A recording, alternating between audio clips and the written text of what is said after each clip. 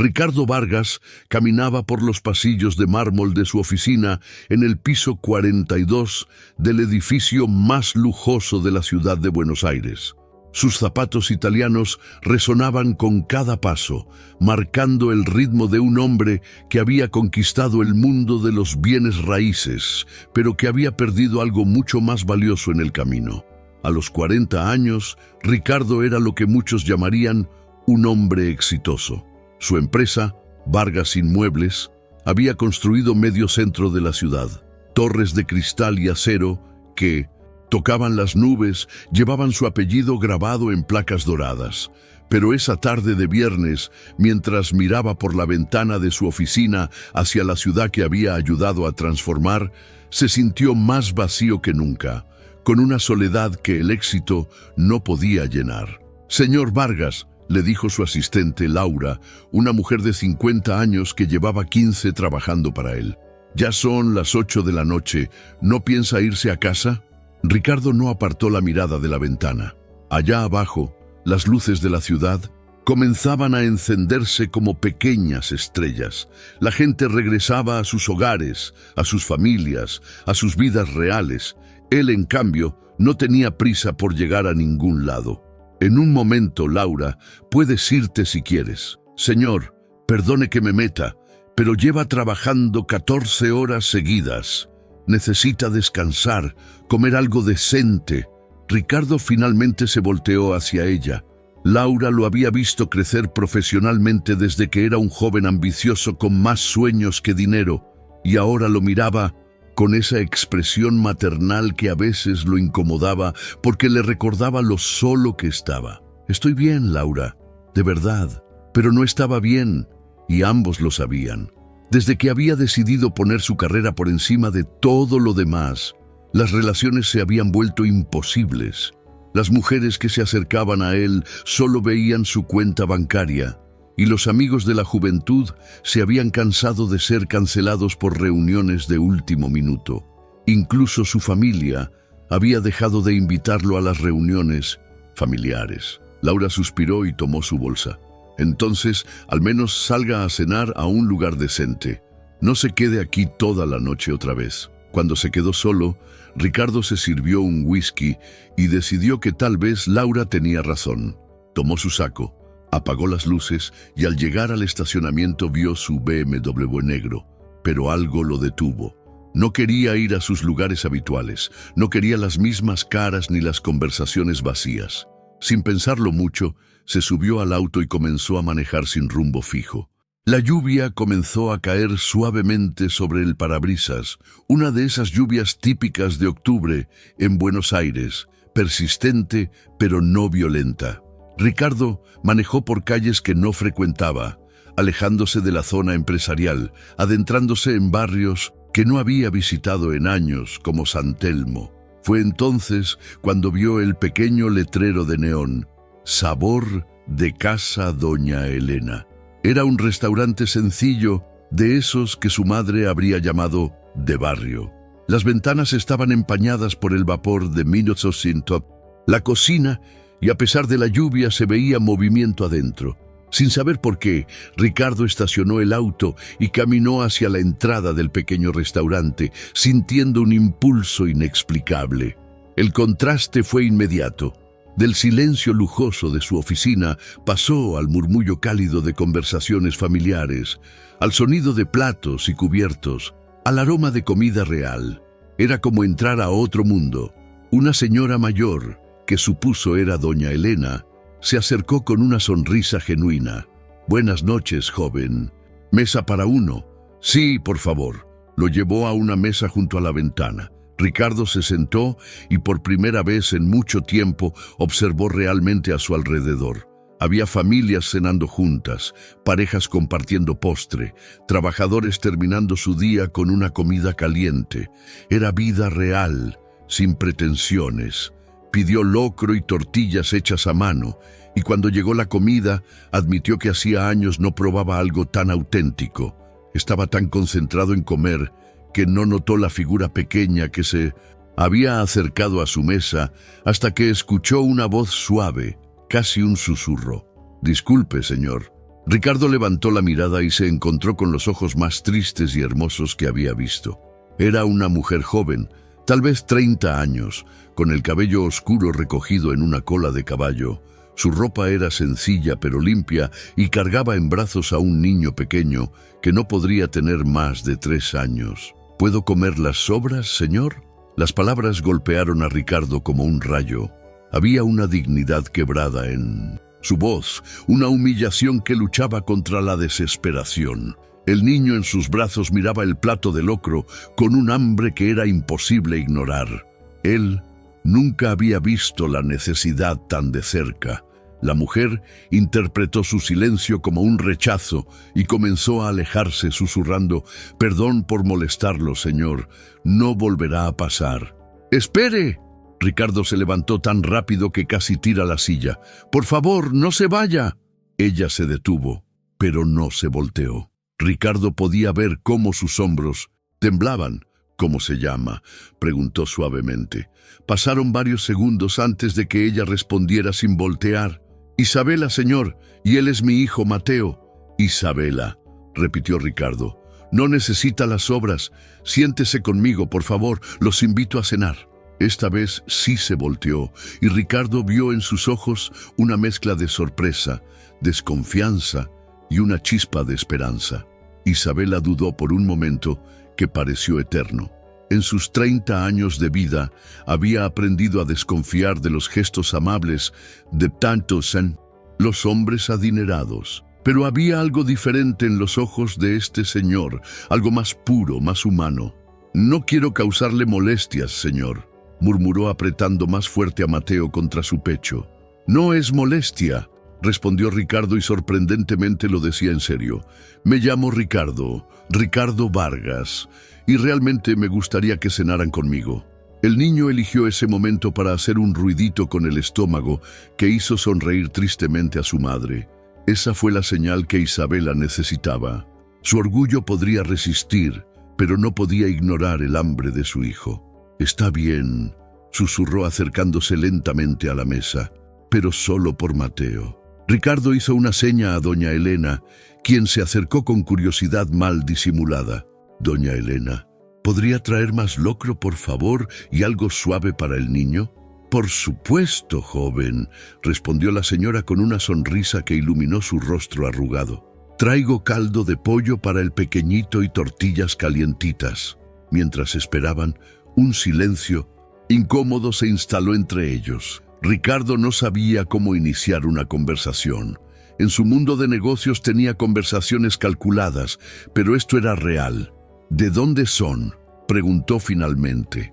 Isabela había sentado a Mateo en sus piernas y lo mecía suavemente. «De aquí de la ciudad, vivimos en una vecindad cerca de aquí. Soy licenciada en educación», dijo con un orgullo herido. Al menos lo era. Trabajaba en una escuela primaria en el barrio de Palermo. Pero cuando nació Mateo, las cosas se complicaron. Ricardo sintió que había tocado un tema sensible. «El papá del niño no existe», cortó Isabela tajantemente. «Quiero decir, biológicamente sí, pero para nosotros no. Se fue cuando supo del embarazo. Dijo que no estaba listo para ser padre». La amargura en su voz era palpable. Ricardo había conocido hombres así, hombres que huían de las responsabilidades, como él había huido de las relaciones. Doña Elena llegó con la comida humeante, e Isabela la miró como si fuera un milagro. Sus manos temblaron ligeramente cuando tomó la cuchara. Mientras ella alimentaba cuidadosamente a Mateo, Ricardo observó sus manos. Eran manos de trabajadora, con callos y pequeñas cicatrices, pero también manos delicadas de alguien que había conocido tiempos mejores. «¿Qué pasó con tu trabajo?», preguntó gentilmente. «Cuando Mateo nació, se enfermó mucho. Tenía que llevarlo constantemente al doctor, faltar al trabajo. La directora de la escuela fue muy comprensiva al principio, pero después dijo que necesitaba a alguien confiable. Y desde entonces hago lo que puedo. Limpio casas, cuido niños, vendo empanadas los fines de semana en el parque, pero a veces…» Su voz se quebró ligeramente. A veces no es suficiente. Ricardo sintió algo extraño en el pecho, como si un puño invisible lo estuviera apretando. Él gastaba en una cena lo que Isabela probablemente no veía en una semana. ¿Hoy fue uno de esos días?, preguntó suavemente. Isabela finalmente lo miró a los ojos con lágrimas, pero también con una fuerza que lo impresionó. La señora para la que trabajo me dijo que ya no necesitaba mis servicios, sin aviso, y yo había gastado el último dinero en las medicinas de Mateo. Está con un resfriado que no se le quita. Como si hubiera escuchado su nombre, el niño tosió suavemente. ¿Ha visto a un doctor? Fuimos al centro de salud, pero la cola era de 4 horas y me dijeron que regresara otro día. Mire, señor Ricardo, dijo Isabela, no sé por qué está siendo tan amable conmigo, pero quiero que sepa que no soy de esas personas que se aprovechan de la bondad ajena. Mañana buscaré otro trabajo y le juro que le pagaré por esta comida. No quiero que me pagues nada, respondió Ricardo inmediatamente. Y no pienso en ti como alguien que se aprovecha de nada. Al contrario, creo que eres una de las personas más fuertes que he conocido. Isabela lo miró con sorpresa. Fuerte, señor. Hace 10 minutos estaba pidiendo las sobras de su comida. Tienes un título universitario, dijo él. Crías sola a tu hijo, trabajas en lo que sea necesario y en lugar de rendirte buscas una solución. Eso no es debilidad, Isabela, eso es puro valor. Por primera vez desde que se habían sentado juntos, Isabela sonrió. Una sonrisa pequeña, tímida, pero real. Nunca lo había visto de esa manera. Pues deberías, y creo que tu hijo va a crecer sabiendo que tiene la mamá más valiente del mundo. Mateo, como si hubiera entendido, estiró sus manitas hacia Ricardo y balbuceó algo que sonó como gracias. Ricardo sintió que algo se derretía en su pecho. ¿Sabes qué?, dijo impulsivamente. Mañana no vas a buscar trabajo. Mañana vamos a llevar a Mateo con un pediatra de verdad y después vamos a sentarnos a platicar sobre tu futuro. Tengo algunas ideas, señor Ricardo. No puedo aceptar. Puedes y vas a aceptar, la interrumpió suavemente. Pero no por caridad, sino porque creo que nos podemos ayudar mutuamente. La mañana siguiente llegó con un sol brillante. Ricardo se despertó en 1900. Su casa de Recoleta, pero por primera vez en meses, no se sintió vacía. Tenía una misión que iba más allá de las ganancias. No podía dejar de pensar en Isabela y el pequeño Mateo. Tomó su teléfono y marcó a su médico personal, el doctor Morales. Buenos días, doctor. Soy Ricardo Vargas. Necesito que me haga un favor muy especial. Ricardo, ¿cómo estás? ¿Todo bien? Estoy perfecto, doctor, pero tengo una amiga que tiene un niño pequeño que necesita atención médica. ¿Podría verlo hoy mismo? Por supuesto, hijo. ¿A qué hora? ¿Sería posible a las 10 de la mañana? Para ti, Ricardo, cualquier cosa, manda a tu amiga a mi consultorio privado. Después de colgar, Ricardo se dio cuenta de que había llamado a Isabela, su amiga, sin pensarlo. Se vistió con ropa más casual de la habitual. Tomó su auto y manejó hacia la dirección que Isabela le había dado. Era una vecindad antigua, pero digna en el corazón de San Telmo. Cuando llegó, varios vecinos se asomaron, curiosos por ver el BMW estacionado frente a su edificio. Subió las escaleras hasta el 2º piso y tocó la puerta del departamento número 8. Isabela abrió casi inmediatamente, vestida con un sencillo vestido azul. Parecía menos derrotada que la noche anterior. «Buenos días, Ricardo», dijo suavemente. «No estaba segura de que fueras a venir. Te dije que vendría», respondió él. «Anoche pensé mucho en lo que dijiste», dijo ella, «y decidí que tienes razón. Mateo necesita atención médica y yo necesito aceptar ayuda, pero quiero que sepas que esto no va a ser gratis para ti. Encontraré la manera de pagarte». Ricardo sonrió. La determinación de Isabela era admirable. Ya hablaremos de eso después. Por ahora vamos con el doctor Morales. El consultorio del doctor Morales era elegante y silencioso.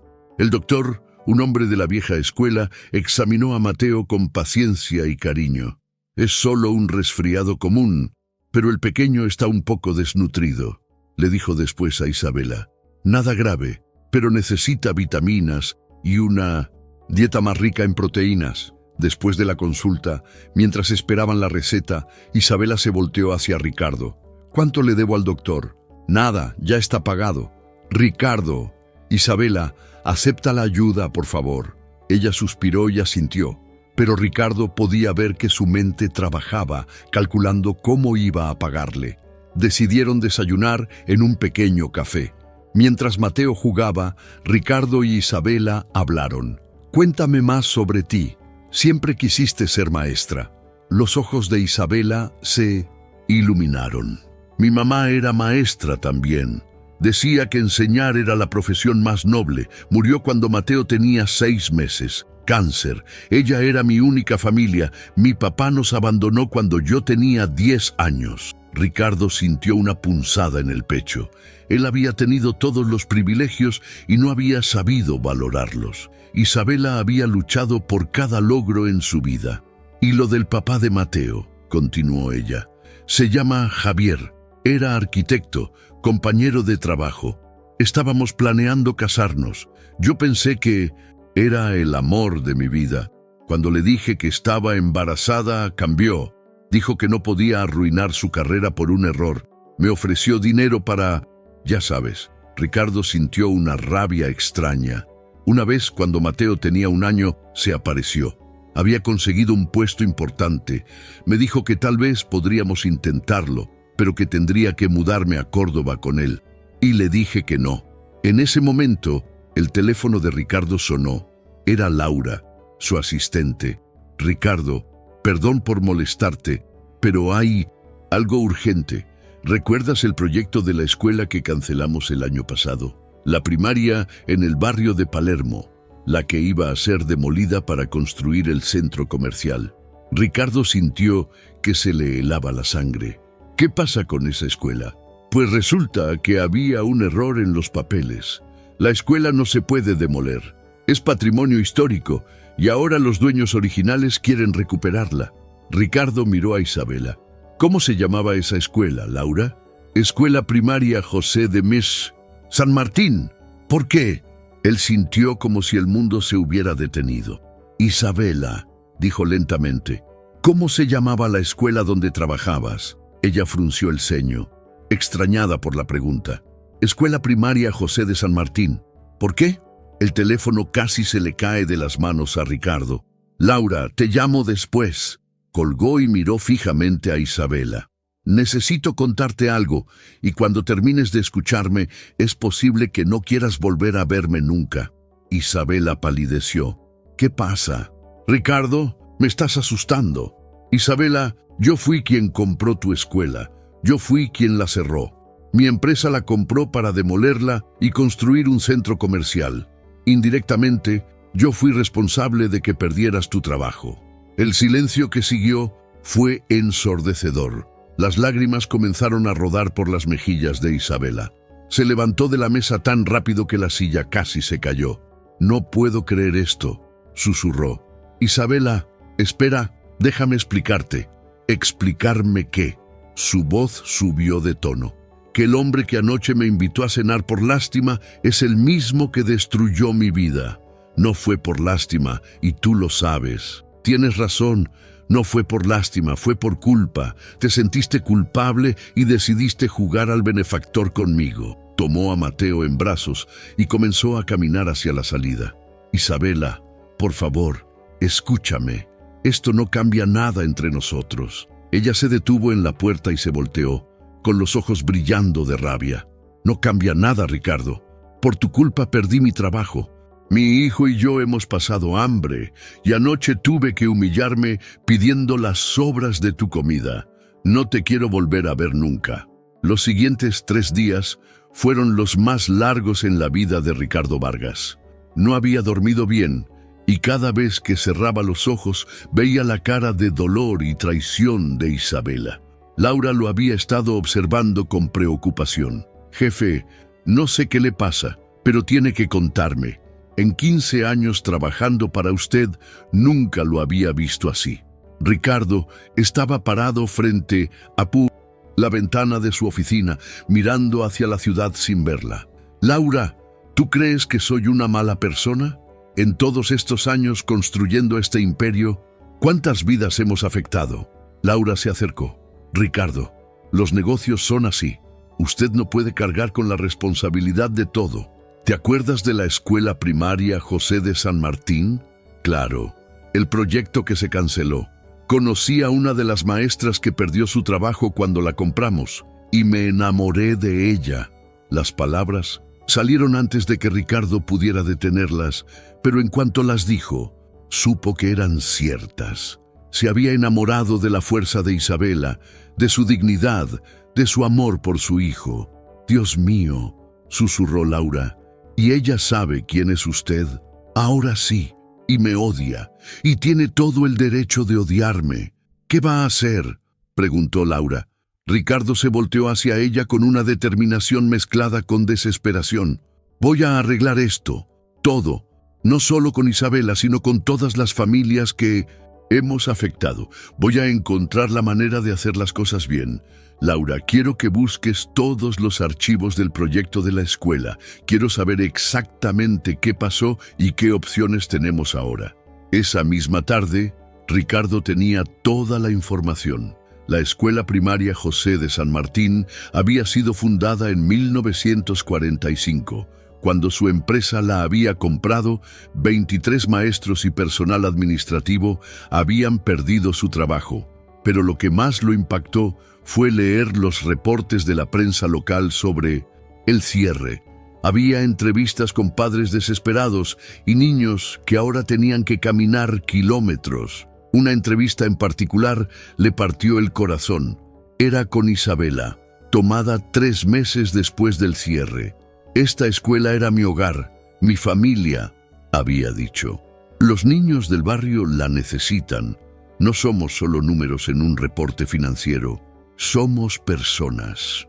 Ricardo tuvo que parar de leer, sintiendo cada palabra como un puñal. Tomó su teléfono y marcó a su abogado. Licenciado Rojas, soy Ricardo. Necesito que investigue algo urgentemente. ¿Es posible revertir la compra de la escuela primaria José de San Martín? Revertir. ¿Por qué querría hacer eso? Ese terreno vale una fortuna. Esa no es su pregunta, licenciado. Su pregunta es si se puede hacer. Bueno, técnicamente sí. Tendría que venderla de vuelta al gobierno o donarla. Podría tomar unas 2 semanas si está dispuesto a absorber las pérdidas. Hágalo. Quiero que la escuela vuelva a funcionar lo antes posible. Ricardo, ¿estás seguro? Va a perder millones de pesos. Licenciado, creo que acabo de encontrar la mejor inversión de mi vida. 2 días después, Ricardo tenía un plan completo. No solo iba a devolver la escuela, sino que iba a financiar completamente su renovación. Nuevas aulas, laboratorios, biblioteca, comedor. También iba a crear un fondo para las familias más necesitadas. Pero lo más importante, quería que Isabela fuera la directora de la nueva escuela. El problema era que Isabela no quería verlo. Había ido 3 veces a su vecindad y ella no había abierto la puerta. Fue Laura quien le dio la idea. Señor, si no puede hablar con ella directamente, ¿por qué no habla con alguien más? Doña Elena, la señora del restaurante donde se conocieron. Si alguien puede ayudarlo, es ella. Esa noche, Ricardo regresó al pequeño restaurante. Doña Elena lo recibió con una sonrisa, pero notó cierta frialdad en sus ojos. Buenas noches, joven. Doña Elena, necesito hablar con usted. Es sobre Isabela. Kinchu. Expresión de la señora se endureció. Ah, con que usted es el famoso Ricardo. Isabela vino aquí llorando hace 3 días. Me contó todo. Doña Elena, sé que cometí errores terribles, pero quiero arreglarlos. ¿Y cree que con dinero va a arreglar el corazón roto de esa muchacha? No, señora, no se trata de dinero. Se trata de justicia y se trata de amor. Doña Elena lo estudió cuidadosamente. Siéntese, joven, creo que tenemos que platicar. Durante la siguiente hora, Ricardo le contó todo a Doña Elena. sus planes para la escuela, su determinación de cambiar, pero sobre todo, cómo se sentía respecto a Isabela. Esa mujer me cambió la vida en una noche, doña Elena. Me hizo recordar lo que realmente importa, y ahora que la perdí, me doy cuenta de que nada de lo que he construido vale si no tengo a alguien con quien compartirlo. Doña Elena suspiró profundamente. Isabela viene aquí todas las noches a las 8. Trae a Mateo y cena en esa mesa de la esquina. A veces creo que viene más por la compañía que por la comida. ¿Usted cree que ella... Joven, esa muchacha tiene el corazón más grande que he conocido. Si sus intenciones son puras, ella lo va a ver. Solo tiene que ser paciente. Eran las 7:45 de la noche, cuando Ricardo llegó al restaurante de doña Elena con las manos temblando. En su maletín llevaba todos los documentos que probaban lo que había hecho. Doña Elena lo vio entrar y le hizo una seña hacia una mesa discreta. «Llegó temprano, joven», le dijo en voz baja. A las 8 en punto, la puerta se abrió y entró Isabela con Mateo en brazos. Se veía más delgada, con una tristeza en sus ojos que no había estado ahí antes. Se dirigió a su mesa habitual. Doña Elena se acercó a ella. «Buenas noches, mi niña. Lo de siempre». «Sí, por favor, doña Elena, pero podría ser solo una porción hoy. No tengo mucho dinero». El corazón de Ricardo se encogió. Doña Elena regresó a la cocina y le hizo una seña a Ricardo. Era el momento. Se levantó lentamente y caminó hacia la mesa de Isabela. Ella estaba entreteniendo a Mateo cuando vio los zapatos de Ricardo. Levantó la mirada y su expresión se endureció. «¿Qué haces aquí?» «Isabela, por favor, solo dame 5 minutos. Si después de escucharme sigues queriendo que me vaya, me iré y no te molestaré nunca más». Ella lo miró durante un largo momento. Mateo eligió ese momento para extender sus bracitos hacia Ricardo, balbuceando. «Tato, Tato». «Está bien», dijo ella. 5 minutos. Ricardo se sentó y puso el maletín sobre la mesa. «Primero, quiero pedirte perdón. No por la escuela, sino por no haberte dicho la verdad desde el principio. Cuando compramos esa escuela, para mí era solo otro proyecto. No pensé en las personas, en los niños. Era solo números en un papel. Pero esa noche, cuando te conocí, entendí que había estado viviendo mi vida completamente equivocado. Me había convertido en una máquina de hacer dinero, pero había perdido mi humanidad». Abrió el maletín y sacó los documentos. «Por eso hice esto. Devolví la escuela al gobierno. La escuela primaria José de San Martín va a volver a abrir». Isabela tomó los papeles con manos temblorosas. Sus ojos se llenaron de lágrimas mientras leía. «Pero eso no es todo», dijo Ricardo sacando más documentos. «También doné dinero para renovarla completamente. Nuevas aulas, laboratorio, biblioteca, todo lo que esos niños necesitan». «Ricardo, ¿por qué?» «Porque tú tenías razón. Detrás de cada edificio hay historias, hay vidas, y porque me enamoré de la mujer que me enseñó eso». Sacó el último documento. «Quiero que seas la directora de la nueva escuela. El sueldo es 3 veces lo que ganabas antes, con seguro médico completo para ti y Mateo». Isabela dejó caer los papeles y se cubrió la cara. «No puedo aceptar esto. Siento como si me estuvieras comprando, como si me estuvieras pagando para que te perdone». «Isabela, mírame», dijo él tocando su mano. «¿Realmente crees que estoy haciendo esto para comprarte?» Ella levantó la mirada y se encontró con los ojos más sinceros que había visto. «No lo sé, Ricardo. Entonces te voy a decir qué pensar. Estoy haciendo esto porque cuando conocí a la mujer más valiente y más hermosa del mundo, me di cuenta de que toda mi vida había estado vacía sin ella. Quiero ser el hombre que tú mereces. Pero Ricardo, somos de mundos diferentes. ¿Sabes qué?», dijo él. «El dinero no me ha dado felicidad. Si no tengo a alguien que realmente me ame por quien soy, nada de eso significa nada». Mateo, que había estado Jugando, de repente estiró sus bracitos hacia Ricardo y dijo claramente, «Papá». Tanto Ricardo como Isabela se quedaron congelados. Era la primera vez que Mateo pronunciaba esa palabra. «Isabela, sé que tal vez es muy pronto, pero quiero ser el papá de Mateo. Quiero ser tu esposo. Quiero que seamos una familia. Te estoy pidiendo que me dejes pasar el resto de mi vida demostrándote que puedo ser el hombre que ustedes necesitan». Isabela cerró los ojos. «A pesar de todo», dijo finalmente, «a pesar del dolor y la traición, nunca dejé de pensar en ti, en la manera en que me mirabas esa primera noche».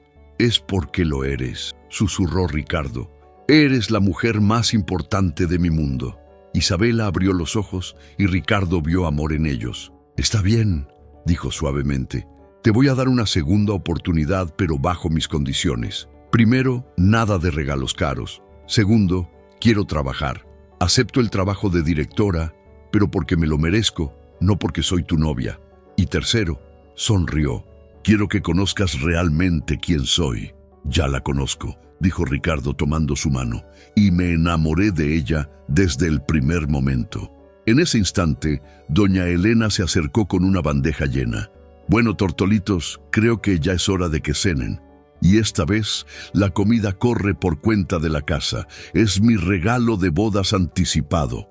6 meses después, Ricardo e Isabela se casaron en una ceremonia pequeña e íntima en el jardín de la escuela primaria José de San Martín, que había vuelto a Vintorsin abrir sus puertas con Isabela como directora. Ricardo había cumplido su promesa, dedicando la mitad de su tiempo a proyectos sociales. Isabela había encontrado el amor y la oportunidad de hacer la diferencia que siempre había soñado. Lo más hermoso de todo era ver a Mateo, ahora de 4 años, corriendo por los pasillos de la escuela gritando «¡Mami, papi!» cada vez que los veía. La noche de su boda, mientras bailaban, Isabela le susurró a Ricardo, «¿Sabes qué es lo más increíble? Todo empezó con una pregunta que me daba vergüenza hacer, ¿puedo comer las sobras, señor?, y terminó con la vida más abundante que jamás soñé».